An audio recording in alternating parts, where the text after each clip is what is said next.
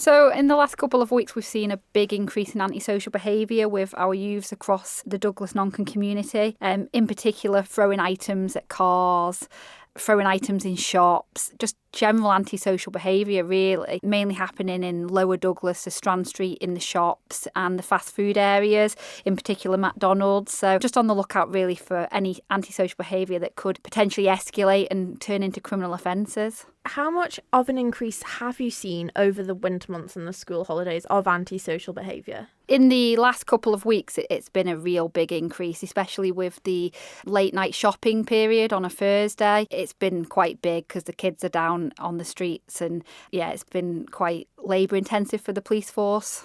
So what are you seeing the most incidents of? Is it throwing things or is it getting a little bit worse? In particular, the main incidents at the moment are the youths throwing things, throwing items at cars, shop windows, going into the entrances of shops and throwing items into there, not just in the shops, at people as well. So that's the main sort of antisocial behaviour that we're seeing. Also, I would say probably a bit of criminal damage, graffiti in and around Lower Douglas. So what do you think are the influences? Is it social media? I know that's a massive thing at the moment. Or is it just peer pressure? Is there anything you're seeing, any trends you're picking up on? It can be a combination. I mean, we know that kids play a lot of time on their phone and they see all these inspirations from TikTok and it leads them to goad each other into doing things perhaps they shouldn't. Peer pressure is a massive thing, especially the age group we're focusing on now. We go into the schools, we talk to kids about peer pressure, and at their ages, this is where it will start to go wrong. And what's happening at the minute is they're not listening to the message we're putting out there, and they're following people, they're doing it, and they're all getting involved. And that's when your life starts to change a little bit, because there's consequences, and there has to be consequences to actions. So at the minute, we've got a group. It is quite a large group of individuals that have chosen to go against the norms of what they know is right and wrong, and it is going wrong for them. And we cannot emphasise more that this is a time of year where we should all be having fun, enjoying ourselves, but not to the point of committing criminal offences. These young people are hanging around the streets, at shops, in shopping time, when, I don't know, maybe their parents, maybe their grandparents are out shopping buying presents for them, but they don't care. And all they're doing is intimidating people that are simply trying to do something nice. How difficult is it to engage teenagers and making sure that the issue's being tackled before it does potentially, get worse and spiral? It's not difficult to engage with them, because I don't want to put this piece off on a different tangent, because it is about antisocial behaviour in general, but we are in the schools and we do specific things, and we do focus a lot on antisocial behaviour, the effects of consequences and peer pressure. Now, some of them are choosing not to take that advice, and we warn them. We say, we're here to try and help. We're not here to try and criminalise you. But if they make a different choice, then what can we do? We've tried our hardest, and people need to realise that there has to be consequences. We all want to live and enjoy ourselves without a few making really silly decisions, and it's silly. But as Sergeant Robinson says there, it's getting out of hand, and people could and may get hurt. What should parents or guardians be on the lookout for if they are worried about a child? So in terms of what we want from the parents is really, it's quite simple for parents to take responsibility of their children, know where their children are, be inquisitive and know their movements, and also send that message to the children that this behaviour is unacceptable. So like this interview today, get it out there, tell them and know what they're about. And I think for us, the message to the parents are that if your children are involved in this, we will be calling you, we will be knocking on your door, and you will be expected to come to police headquarters and spend the time there whilst we deal with the matter.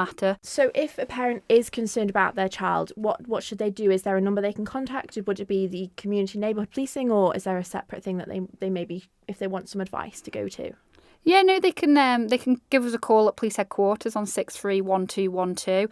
They can ask to speak to the Eastern Neighbourhood Community Team. We're always happy to speak to parents and give advice. As Lou says, the school education officers, they're in schools quite often giving educational inputs as well. So if the parents feel more comfortable contacting the schools, they can also do that. And what support is available to people in the community, who may have an incident they want to report and are a little bit nervous? Is there what can they do? I mean, I think because in terms of the antisocial behaviour, it does sort of create fear and insecurity in the community. So we just want to send a clear message that we are dealing with it. As my colleague Lou says, there are consequences to the behaviour.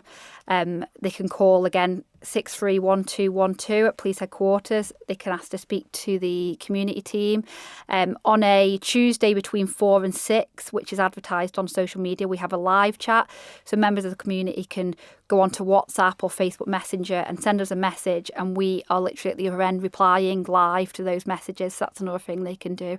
But please do contact us, because we are taking it seriously and we want to deal with it. I think it's really important. We don't always want to come across as the ones that are trying to spoil fun, but we need to make it really clear that this isn't fun that's going on. Like Sergeant Robinson says, there's criminal offences that are taking place now. It's gone far, far beyond people having fun and young people hanging around.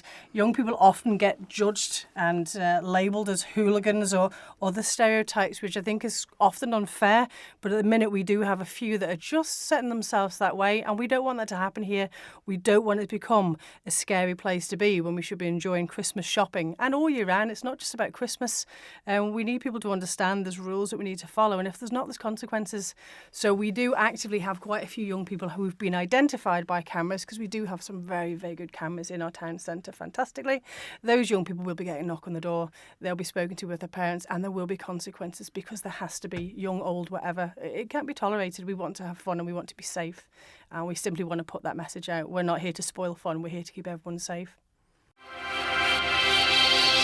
Thank you for making it to the end of the Manx Radio Newscast. You are obviously someone with exquisite taste. May I politely suggest you might want to subscribe to this and a wide range of Manx Radio podcasts at your favourite podcast provider, so our best bits will magically appear on your smartphone. Thank you.